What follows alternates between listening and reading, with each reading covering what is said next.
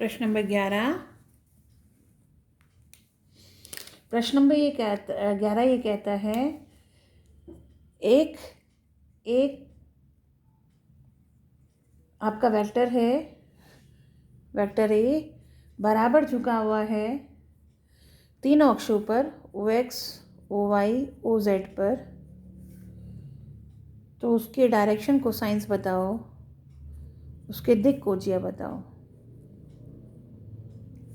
तो आप ये कहेंगे यदि vector A cos alpha I plus cos beta J plus cos gamma के, यानी उस वेक्टर का यूनिट वेक्टर ले लिया, ये आपका ए कैप मान लो, बल्कि तो अल्फा बीटा और गामा तीनों बराबर दे रखे हैं आपको।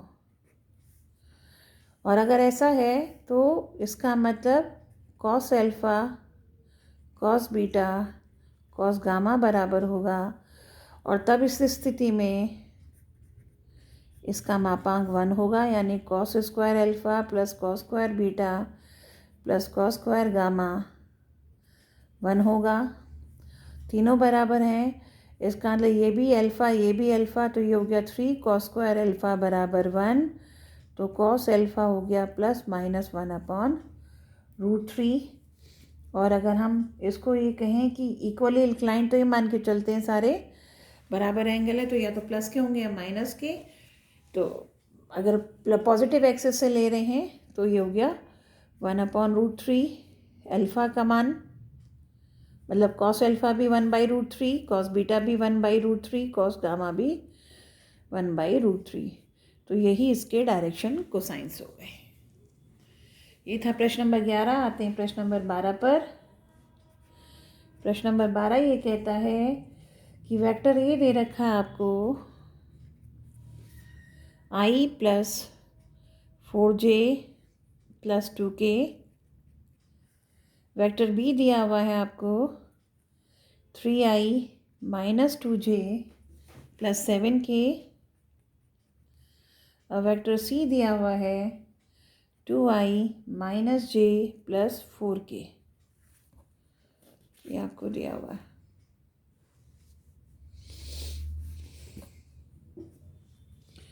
फिर कहते हैं एक वेक्टर डी बताओ, ये फाइंड आउट करना है, ताकि वेक्टर डी जो है वो ए पर भी लंब हो, वेक्टर डी बी पर भी लंब हो, और सी डॉट डी, सी के साथ जो डॉट प्रोडक्ट है वो कितना हो, 15 है। तो आप कहते हैं वेक्टर डी को हमने मान लिया xi plus yj plus zk। अब ए और डी परपेंडिकुलर है, इसका मतलब ए डॉट डी कितना हुआ आपका 0।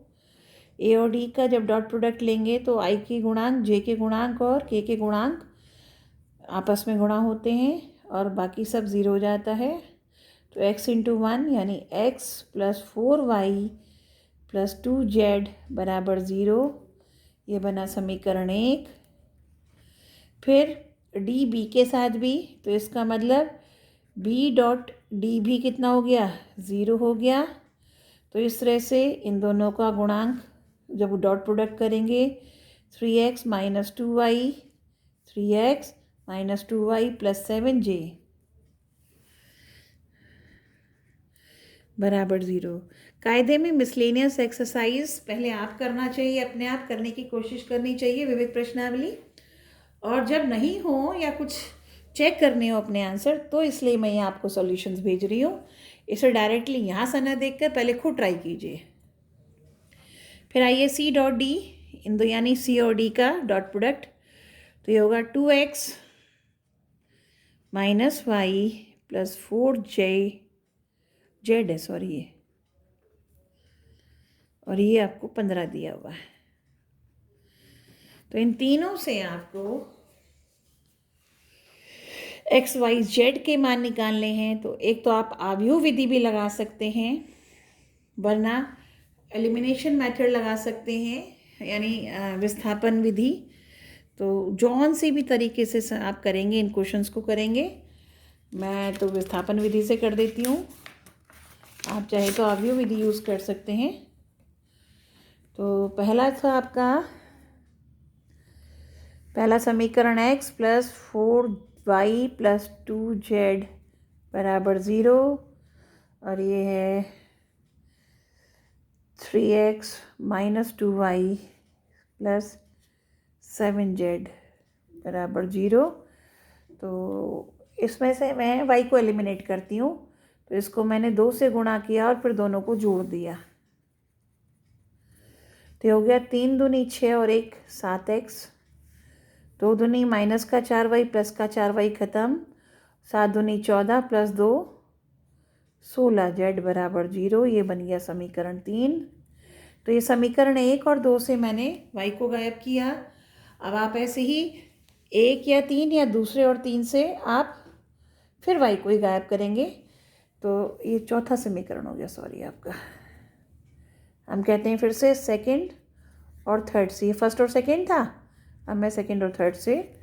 तो सेकंड इक्वेशन है 3x minus 2y plus 7z और बराबर 0, और ये है 2x minus y plus 4z बराबर 15। इसको मैं 2 से गुणा कर रही हूँ और फिर सब्ट्रैक्ट करेंगे, या यूँ कह लो माइनस 2 से गुणा करके ऐड कर रही हूँ। माइनस 2 से गुणा करके ऐड कर रहे हैं, या 2 से गुणा करके ऊपर में से सब्ट्रैक्ट कर देंगे।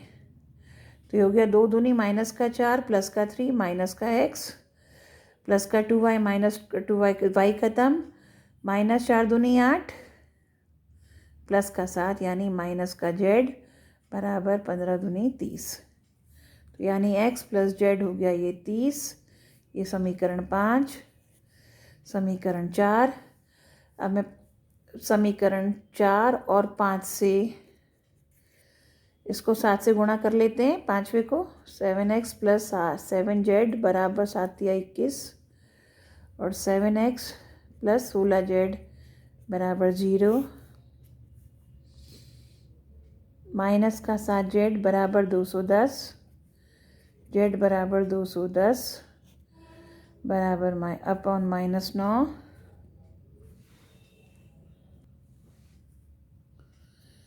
तीन सत्ते 3 तिया 9 माइनस का 70/30। ये जेड का मान आ गया, राइट।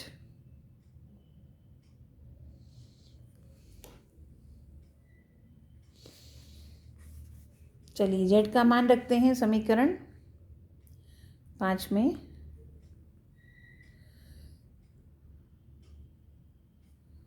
तो x माइनस 70/3 बराबर 30, x बराबर 70/3 प्लस 30, 7 तिया 3 तिया 9 और 160/3। ये हो गया आपका x का मान। नहीं, कुछ गलत हो गया शायद। अब x और y का मान रख देते हैं हम समीकरण, इसमें रख देते हैं पहले में। x की जगह 160/3 प्लस 4y तो हमें निकालना ही है, और ये हो गया प्लस 2 गुणा माइनस 70/3 बराबर 0, 4y माइनस 160/3 इधर जाकर ये प्लस 140/3 माइनस का 20/3। तो y हो गया 4 पंजे 20 माइनस का 5/3। तो इस तरह से आपका डी वेक्टर हुआ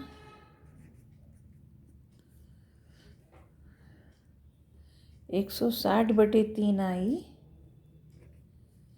माइनस 5/3 j माइनस 70/3 k। प्रश्न नंबर 13 कहते हैं अदिश गुणन करना है। किसका? डॉट प्रोडक्ट, अदिश गुणन मतलब डॉट प्रोडक्ट। एक वेक्टर आई का एक वेक्टर है, उसको ये मान लेते हैं आई प्लस जे प्लस के। इसका आपको डॉट प्रोडक्ट करना है एक इकाई सदिश जो कि दो वेक्टर के योग के बराबर हो। तो हम कहते हैं माना बी वेक्टर जो दिया हुआ है वो है 2i plus 4j minus 5k, और सी वेक्टर है आपका लैम्डा आई प्लस 2j प्लस 3k। तो एक पी वेक्टर पी कैप से करना है, पी कैप किसके बराबर हो, बी प्लस सी के, मतलब पी वेक्टर हमने मान लिया बी प्लस सी, तो पी कैप का एक के साथ डॉट प्रोडक्ट निकालना है। ये क्वेश्चन है। फिर से सुनिए, वेक्टर ए दे रखा है, वेक्टर ए का ये दो जो बाकी वेक्टर दे रखे हैं इन दोनों की डॉट प्रोडक्ट 1 दे रखा है। इन दोनों के योग के इकाई सदिश से जब वेक्टर ए का डॉट प्रोडक्ट होगा वो रिजल्ट 1 आएगा, तो लैम्डा का क्या मान होगा। तो मैं बताती हूँ कि वेक्टर पी मान लिया था, इसीलिए इन दोनों के योग के बराबर है। तो योग करेंगे lambda plus 2i plus 4 plus 2 6j minus 5 plus 3 यानी माइनस का 2k, और पी कैप कितना होगा,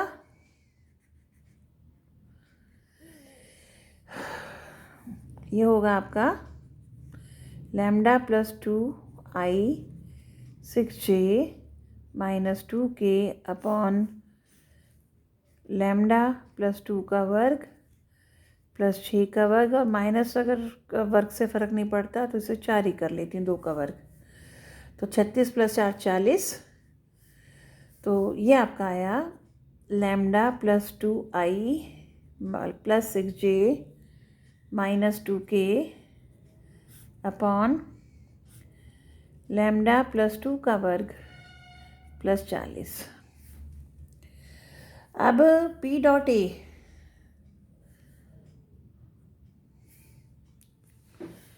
लैम्डा प्लस 2 मतलब पी डॉट ए यानी वेक्टर ए ये है, पी ये है, तो इन दोनों का जब डॉट प्रोडक्ट करेंगे तो इसे अगर मैं बाहर निकाल दूँ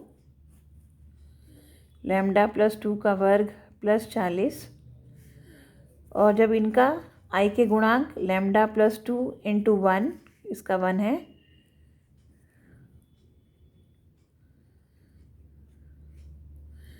प्लस 6 गुणा 1 यानी 6 माइनस 2 गुणा 1 यानी 1, ये आपका 1 आएगा। तो इससे हो गया लैम्डा प्लस 6 बराबर लैम्डा प्लस 2 का वर्ग प्लस 40। दोनों तरफ वर्ग कर देते हैं, तो लैम्डा प्लस 6 का वर्ग बराबर लैम्डा प्लस 2 का वर्ग प्लस 40, लैम्डा प्लस 6 का वर्ग माइनस लैम्डा प्लस 2 का वर्ग बराबर 40। ए स्क्वायर माइनस बी स्क्वायर का सूत्र लगाती हूँ, ए प्लस बी ए माइनस बी, 2 लैम्डा प्लस 8, ये कितना हुआ 4 4 10 पे 40, 2 लैम्डा बराबर 2, लैम्डा का मान हो गया 1। ये था प्रश्न नंबर आपका 13। प्रश्न नंबर 14,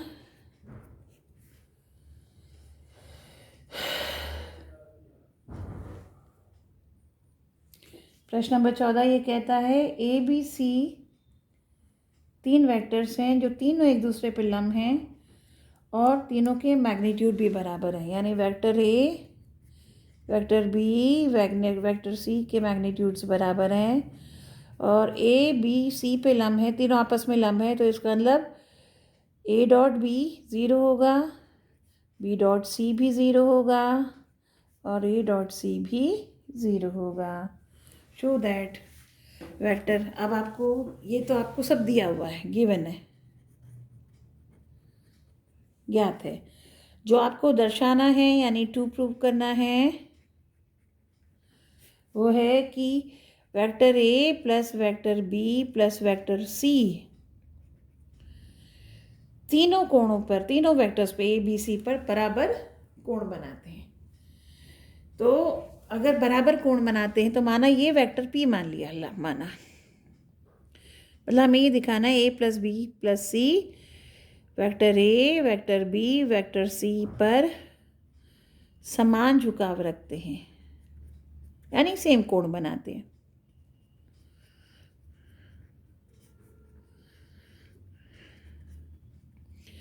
अब मान लेते हैं वेक्टर, इसे पी मान लेते हैं, माना हम कहते हैं माना वेक्टर पी और वेक्टर ए के बीच कोण थीटा है। तो इसका मतलब पी डॉट ए कितना हुआ, पी डॉट ए हो गया पी का मैग्नीट्यूड, ए का मैग्नीट्यूड कॉस थीटा। तो कॉस थीटा हुआ पी डॉट ए, पी की जगह मैं लिख रही हूँ vector A plus vector B plus vector C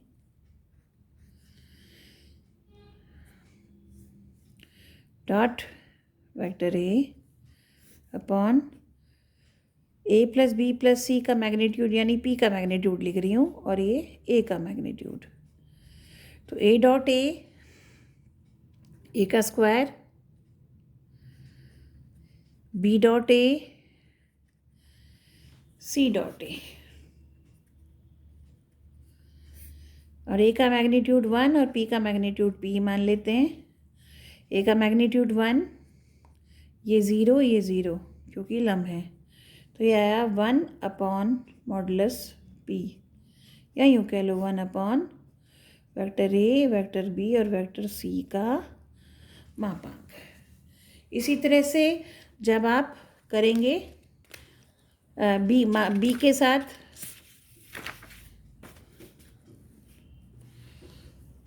vector B P और वेक्टर बी के बीच कोण अल्फ़ा मान लेते हैं, तो पी डॉट बी बराबर कॉस अल्फ़ा, तो cos alpha A plus B plus C dot B upon A plus B plus C modulus B. A dot B 0, B dot B यानी 1 का वर्ग और सी डॉट बी 0।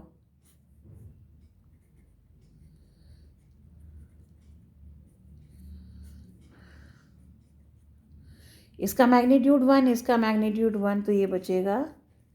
इसी तरह से आप तीसरे वाला करेंगे, उसको बीटा मान लेंगे पी और सी के बीच में, तो आप देखें अगर उनके बीच में कोण आपने बीटा मान लिया तो कॉस बीटा भी आप पाएंगे, अपने आप करेंगे इसे ए प्लस बी प्लस सी के बराबर, और इस तरह से cos alpha cos beta cos theta cos alpha cos beta बराबर हो गए, इसका थीटा अल्फ़ा बीटा बराबर हो गया। मतलब ए प्लस बी प्लस सी ए पर जो झुकाव रखता है या बी पे जो झुकाव रखता है और जो सी पे झुकाव रखता है, तीनों से बराबर झुकाव रखता है। ये था क्वेश्चन नंबर आपका 14। आते हैं क्वेश्चन नंबर 15 पर। कहते हैं vector A plus vector B dot vector A plus vector B बराबर वेक्टर ए का वर्ग प्लस वेक्टर बी का वर्ग होगा, सिर्फ और सिर्फ इफ़ एंड ओनली इफ यदि वेक्टर ए और वेक्टर बी एक दूसरे पर लंब हैं, यानी अगर ये गिवन है तो ये टू प्रूफ, और अगर ये गिवन है तो ये टू प्रूफ, जबकि ये मान के चल रहे हैं, बता के चल रहे हैं कि ये दोनों ज़ीरो वेक्टर नहीं हैं। तो पहले हम इसे गिवन करके ये कंक्लूड करेंगे और फिर इसे गिवन मान के इसे कंक्लूड करेंगे। तो हम कहेंगे vector A plus vector B dot vector A vector B, तो यह आएगा आपका A dot B plus B dot A plus B dot B. वितरण नियम लगा दिया, ये हो गया वेक्टर ए का वर्ग, ए वेक्टर ए डॉट बी, और ये बी डॉट ए भी 2a डॉट बी हो गया क्योंकि क्रम विनिमय नियम का पालन करता है, और ये वेक्टर बी का वर्ग, और ये दे रखा है आपको वेक्टर ए का वर्ग प्लस वेक्टर बी का वर्ग, ये दोनों तरफ क्योंकि दिया हुआ है दोनों तरफ लेके चल रहे हैं, तो ये इससे कट गया, ये इससे कट गया, तो इसका मतलब ए डॉट बी क्या हो गया, ज़ीरो हो गया, और ए डॉट बी ज़ीरो है, और ना ए ज़ीरो ना बी ज़ीरो, इसका सीधा सा मतलब वेक्टर ए वेक्टर बी पर लंब है। कन्वर्सली यानी अब की बार उल्टा चलेंगे, वेक्टर ए वेक्टर बी पर लंब है, इसका मतलब ए डॉट बी ज़ीरो हो गया, इसका मतलब 2a डॉट बी, या तो यूँ ही ले लो या फिर आप क्या करेंगे a plus B dot A plus B निकालेंगे, यानी लेफ्ट हैंड साइड लेंगे और राइट हैंड साइड तक प्रूव करते जाएंगे। तो ये बराबर होगा a dot A plus A dot B plus B dot A, और इसे चाहो तो दोनों तरफ से कर सकते हो, यहीं लिख दो, प्लस बी डॉट बी, और ये हो गया वेक्टर ए का वर्ग, इसकी जगह ज़ीरो, इसकी जगह ज़ीरो ये दिया हुआ है, और ये वेक्टर बी का वर्ग, और ये आपका राइट हैंड साइड आ गया, लेफ्ट हैंड साइड से चले थे तो दोनों तरफ से डू हो गया। किंतु इफ़ एंड ओनली इफ केवल और यदि केवल और यदि केवल अगर शब्द आता है, इसका मतलब ये दोनों तरफ से प्रूव करना होता है, इसे गिवन ये प्रूव, या इसे प्रूव ये गिवन, मतलब इसे गिवन ये प्रूफ, दोनों तरफ से सिद्ध करना होगा। ये था प्रश्न नंबर आपका 15। आते हैं प्रश्न नंबर 16 पर, और ये 16 से 19 तक मल्टीपल चॉइस क्वेश्चंस हैं। प्रश्न नंबर 16 ये कहता है कि वेक्टर ए और वेक्टर बी के बीच में कोण थीटा दिया हुआ है, और ए डॉट बी जो है वो ज़ीरो से बड़ा है यानी धनात्मक है, तो थीटा का मान आपका क्या होगा, मतलब या पहले क्वाड्रेंट में होगा, दूसरे क्वाड्रेंट में होगा, या पहले और दूसरे में होगा, या 3 ऑप्शंस दे रखें। तो आप ए डॉट बी यानी vector A B cos theta होता है ज़ीरो से बड़ा। अब ए और बी मैग्नीट्यूड होता है, मैग्नीट्यूड कभी भी नेगेटिव नहीं हो सकता, तो ए भी ज़ीरो से बड़ा होगा और ये भी ज़ीरो से बड़ा होगा, हाशियत ज़ीरो भी हो सकता है, और आपको ये नहीं दे रखा कि ए और बी मतलब ये ज़ीरो हो सकता है और नहीं भी हो सकता, और कॉस थीटा का मान ज़ीरो या ज़ीरो से बड़ा होगा, तो ज़ीरो या ज़ीरो से बड़ा यानी धनात्मक होगा, और धनात्मक कहाँ होता है, प्रथम क्वाड्रेंट में, और ज़ीरो संभव है, तो ये क्या होगा, थीटा का मान प्रथम चतुर्थांश में तो होगा पर π/2 समेत होगा। तो ये था आपका प्रश्न नंबर 16, और इसका जो बी वाला ऑप्शन है ये बी ऑप्शन बैठ रहा है आपका। प्रश्न नंबर 17, वेक्टर ए और वेक्टर बी के बीच में ये दोनों यूनिट वेक्टर्स हैं, यानी इनके दोनों के मापांक एक है, इनके बीच में एंगल थीटा दिया हुआ है, तो vector A plus vector B भी एक इकाई सदिश है, किस कंडीशन में, तो थीटा क्या होगा, ये इकाई सदिश दिया हुआ है, तो अगर ये इकाई सदिश है वेक्टर ए, तो इसका अगर मैं वेक्टर ये इकाई सदिश है, इसका मतलब vector A plus vector B का वर्ग जो है वो 1 हो गया। इसका मतलब होता है A vector A plus B vector A plus B vector कितना होगा 1। मैं इसको फिर से एक्सप्लेन करती हूँ। आपने पाया था कि अगर वेक्टर ए डॉट ए किसके बराबर होता था, मॉडुलस ए के वर्ग के बराबर, तो यही प्रॉपर्टी लगाएगी। ये एक वेक्टर है, इसका वर्ग मतलब इसका इसी से डॉट प्रोडक्ट, ये प्रॉपर्टी मैंने लगाई है। तो इसका मतलब A dot A plus A dot B plus B dot A plus B dot B कितना हो गया 1। ए डॉट ए का मतलब मॉडुलस ए का वर्ग, बी डॉट ए और ए डॉट बी दोनों बराबर ही होते हैं, कर्म विनिमय नियम का पालन करते हैं,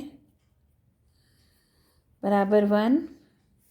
तो ये 1 2 ए डॉट बी